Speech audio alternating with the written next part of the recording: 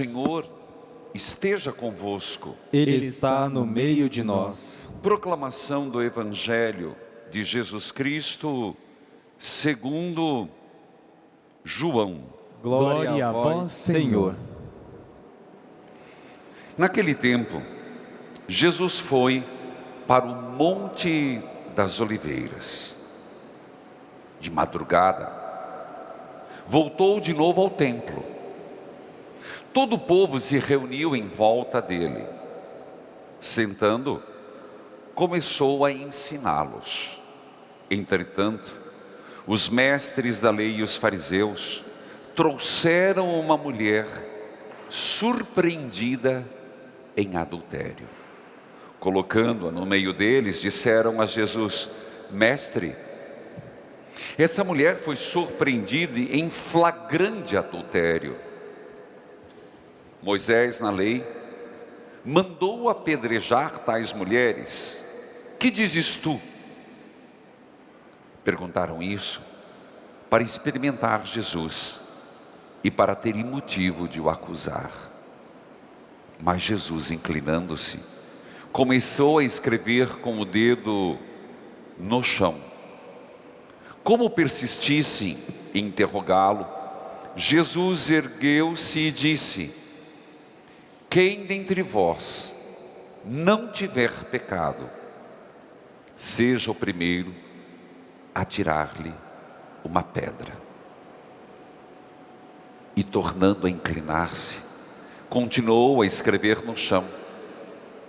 E eles, ouvindo o que Jesus falou, foram saindo um a um, a começar pelos mais velhos. E Jesus ficou sozinho com a mulher que estava lá, no meio, em pé. Então, Jesus se levantou e disse: Mulher, onde estão eles? Ninguém te condenou? Ela respondeu: Ninguém, Senhor. Então Jesus lhe disse: Eu também não te condeno. Podes ir. De agora em diante, não peques mais. Palavra da salvação. Glória a vós, Senhor. Que a palavra de Deus perdoe os nossos pecados. Amém. Queridos filhos, amado povo de Deus, ontem celebramos o 5º domingo da Quaresma, e se bem lembrarmos, a grande mensagem era a vida. E num fato concreto, com a perda de um grande amigo, Lázaro, o texto nos relatava 2 vezes: Jesus chorou. E, portanto, você sabe que a missa dominical, o Evangelho, deve ecoar na semana. Então, se é assim, a liturgia desta semana é um eco da vida que brota de Jesus Cristo. Eu repito. Então, compreendamos que ressuscitando Lázaro, usando uma palavra mais compreensível e mais própria do fato, reanimando Lázaro, ele veio nos trazer vida. E foi ele quem disse: eu vim trazer vida e vida plena. Por isso, essa é a chave para a compreensão do texto de hoje. Mas antes de falar do Evangelho, mas já no conceito de vida, a primeira leitura, olha, eu diria, é digno de um filme, fazendo uma boa interpretação de Al Pacino, porque é um texto maravilhoso. Um texto do livro do profeta Daniel,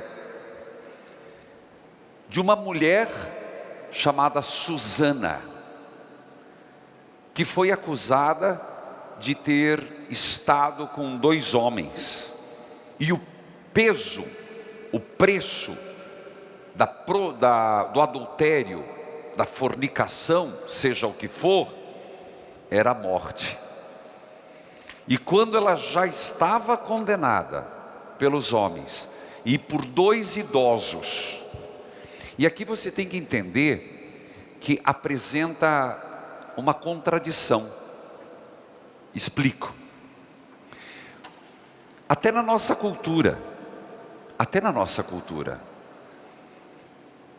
o que se esperava de uma pessoa idosa, com as suas cãs, cabelo branco. O que se espera de uma pessoa idosa é sabedoria. O que se espera de uma pessoa idosa é algo mais santo, uma pessoa mais voltada às coisas de Deus, uma pessoa mais íntegra, mais sensata, mais verdadeira.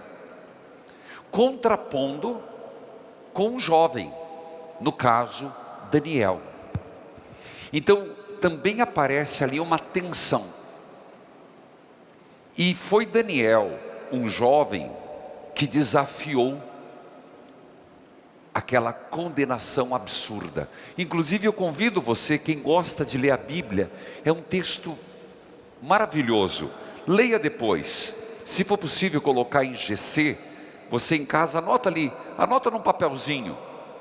Você já escutou, foi muito bem lido, mas vale a pena ler Daniel capítulo 13, versículo 41. Daniel, Antigo Testamento, capítulo 13, versículo 41. Então, veja o contexto.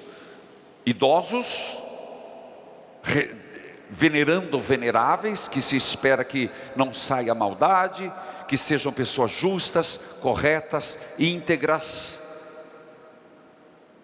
Mas eles não foram assim. E eles se aproveitaram da mulher, é verdade. E fizeram dela uma vítima.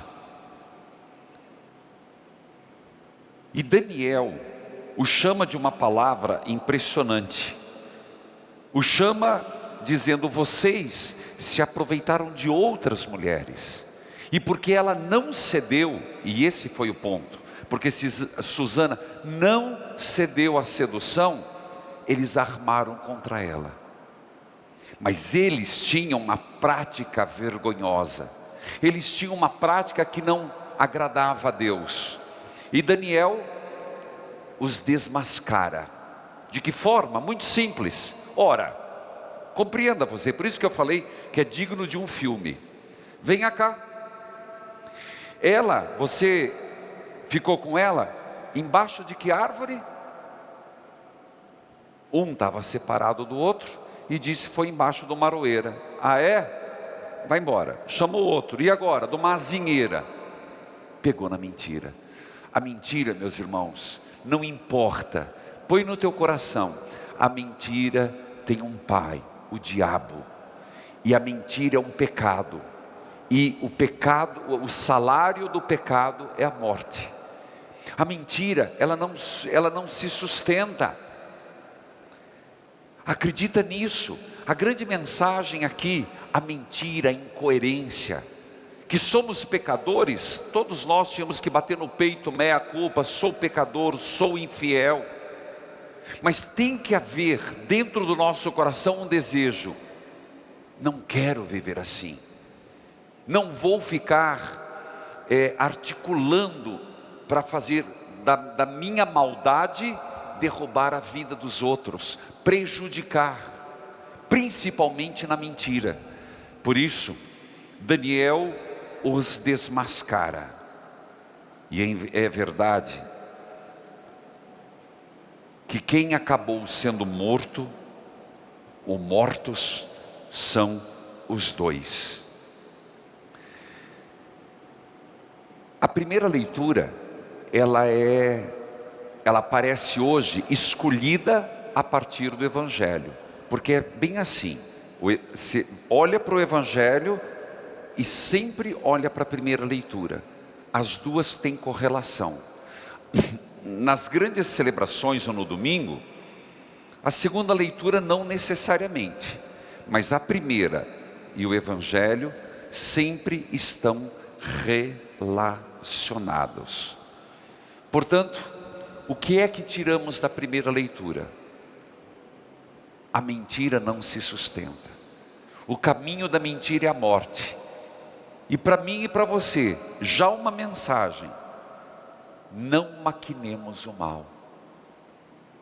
Não caminhemos por esse caminho, porque senão se aplicará em nós, encarquilhados no mal, enrugados, encarquilhado, é uma palavra tão forte que quer dizer alguém que envelheceu, foi curtido, está absorvido, está envolvido no mal. Portanto, é o profeta, o jovem Daniel, que desmascara aqueles que deveriam ser exemplo. Mais uma vez, leia o texto, vale a pena. Para quem não conseguiu anotar em tempo, Daniel, capítulo 13, versículo 41. É nessa perspectiva que nos mostra o Evangelho. Não mais Daniel, mas o próprio Jesus. A cena descrita por João, e eu dizia, quem já foi à Terra Santa, quando a gente fala nas praças aqui, a gente pensa uma praça arborizada, né? Você pensa uma praça arborizada, com bancos para sentar, um clima agradável. Não, meus irmãos. O que nós vemos na Terra Santa hoje, eu imagino no tempo de Jesus, praça, era um espaço que não tinha flores, um lugar de pura areia, pedras, pedregulhos, um sol causticante, um calor insuportável. E foi nesse contexto que o Evangelho nos é apresentado. E pelo que entendemos, era durante o dia e o sol a pico. Porque João começa a dizer, Jesus, ele passa a noite rezando. É impressionante. João fala esse detalhe, você vai achar que é um detalhe sem sentido. Diz aqui, ele passou a noite no Monte das Oliveiras. Ainda não é a agonia de Jesus, mas significa, ele passou recolhido, ele passou em oração. Desce, vai ao templo, e lá, o que aconteceu com Daniel se repete. Filho, se coloca no lugar, até cria a cena. Eu dizia isso no rádio hoje, homens gritando com barba, homens se achando no direito de fazer a justiça com as próprias mãos, berrando, prostituta, já com pedras na mão, era assim. Eu fico impressionado porque quando a gente está lá na Terra Santa e fazer a Via Sacra, Via Sacra não, a Via Sacra, que vai do Notre Dame até o Getsemane, meu Deus, uma gritaria. Fico imaginando a cena, essa pobre mulher ali jogada na areia, e pegaram Jesus. Você entende? O coração deles ali tem um problema. A lei estava errada? Não. Nosso Senhor disse, eu não vim abolir a lei, mas eu vim trazer pleno cumprimento da lei. Nosso Senhor não veio para condenar, mas para salvar. E aqui era um problema, porque eles apelaram para Moisés. Moisés mandou apedrejar essa mulher. E detalhe nosso Jesus, mestre, ela foi pega em flagrante, quer dizer, não tinha dúvida, ela era adúltera. Se Susana foi feita uma artimanha, com ela não se aplicava, porque quando diz flagrante adultério, ela foi pega em pleno adultério, então não teria chance. Não sei se essa mulher, cujo nome é desconhecido, já tinha ouvido falar de Jesus. Talvez não. Talvez ela foi arrastada ali, sem saber com quem ela se encontraria.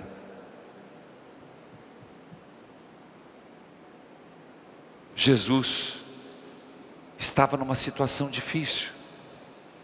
Se ele se posicionasse contra Moisés, um problema. Mas ele não veio trazer vida, vida em abundância. Mas ele sabia que ali havia maldade, mentira. Ali não havia misericórdia. E o que Jesus veio é para trazer a misericórdia. E acredite, para salvar. Tanto que na cruz, ele morreu por nós que somos pecadores. Nós não éramos merecedores da salvação. Ele morreu por nós pecadores. Então como ele não perdoaria aquela pecadora? Por isso nosso Senhor tem uma atitude impressionante. Se você observar, 2 vezes ele escreve no chão. Assim que lançam o questionamento, ele escreve no chão. É impressionante porque há quem diga, mas isso é um pensamento bonito. Verdade ou não, não importa. Que começou ele no chão a escrever já, porque ele tinha esse dom, perscrutar os corações daqueles que estavam na praça. Mas eles continuavam, se posicione, homem. É quando Jesus diz, quem não tem pecado, atire a primeira pedra. Essa frase calou fundo. Essa frase cala fundo dentro de nós, que vivemos com as pedras na mão para atacar nos outros.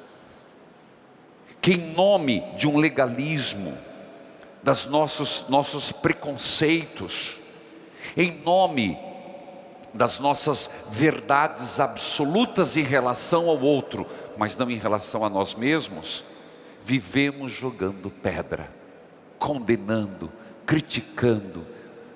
Meus irmãos, é muito sério isso. Quem não tem pecado, atire a primeira pedra. Quem nunca pecou, quem nunca errou. E exatamente porque quanto mais caminhamos na santidade, é o oposto. Alguém que realmente está no caminho da santidade é o que menos julga. Os santos nos ensinaram isso. Se você olhar a vida dos santos, quanto mais eles progrediam no caminho místico com Deus, se elevavam em Deus, mais consciência do pecado tinham, a ponto de a consciência do pecado provocar horror, náusea de si.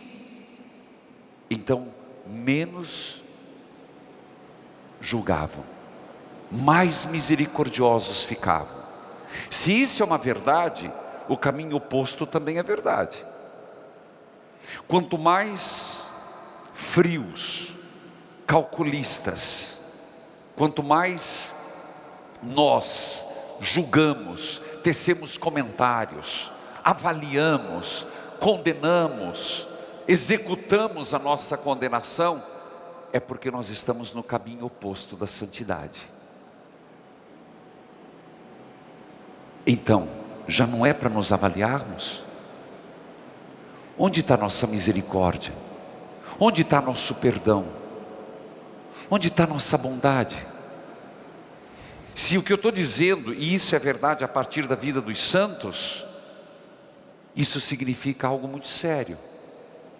Significa que nem sempre estamos seguindo os caminhos de Cristo subindo na cruz.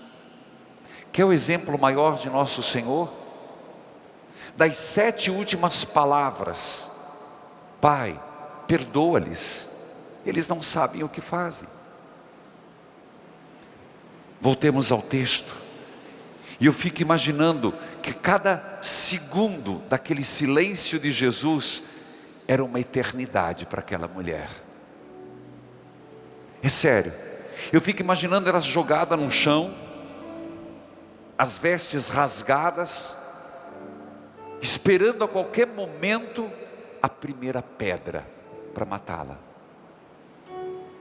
Eu fico imaginando a terrível angústia. É agora. Agora. E de repente um silêncio.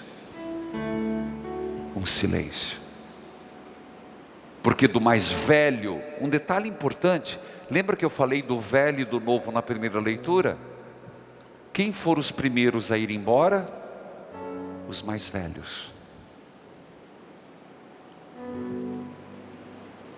E Jesus disse: ninguém te condenou? Eu também não.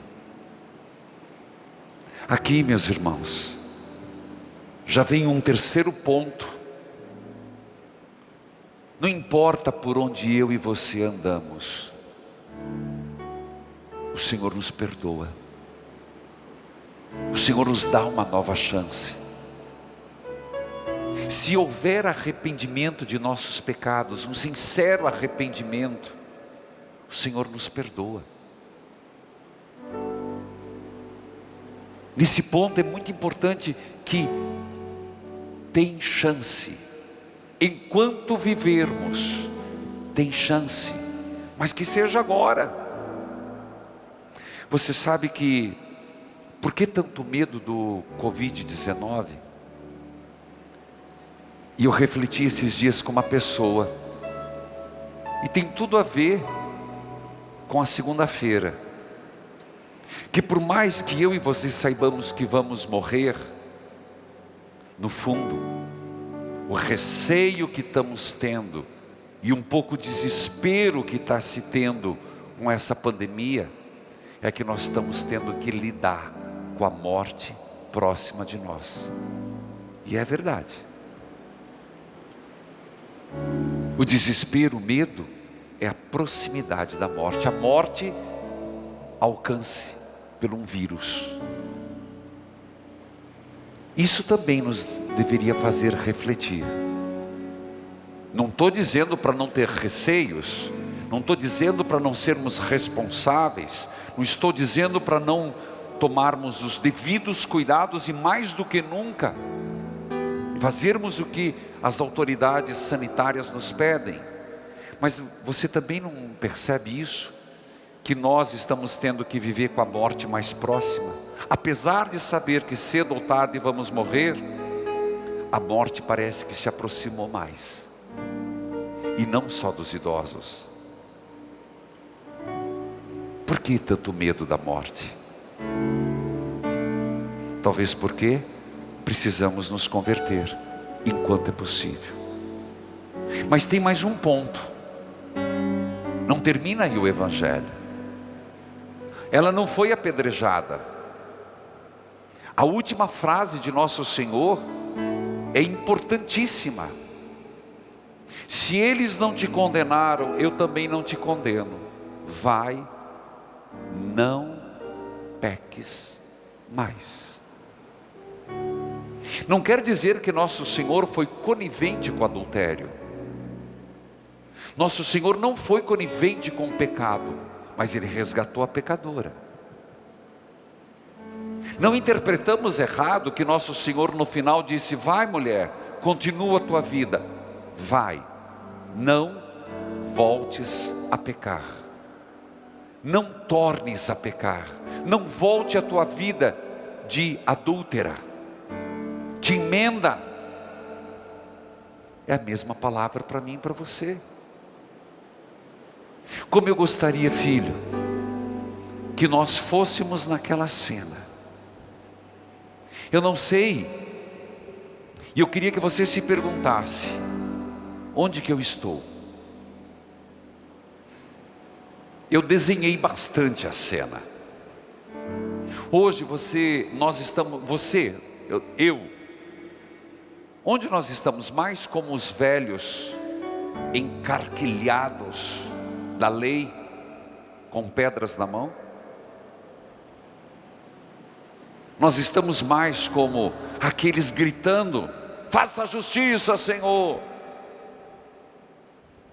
Mas dentro de nós tanto pecado, incoerência. Ou de repente alguém está se sentindo aquela mulher adúltera, se não necessariamente pelo adultério, mas pelo pecado.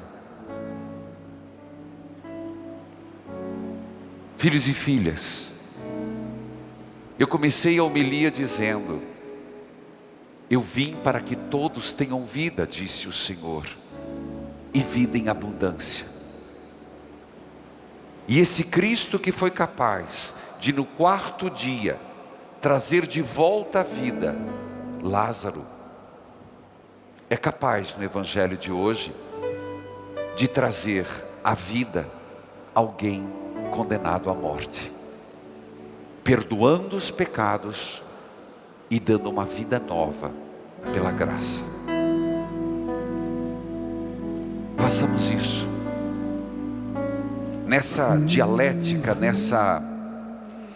nessa ação para com o outro, mas ao mesmo tempo sabendo que o outro age assim conosco, e principalmente Deus. Vai, não peques mais.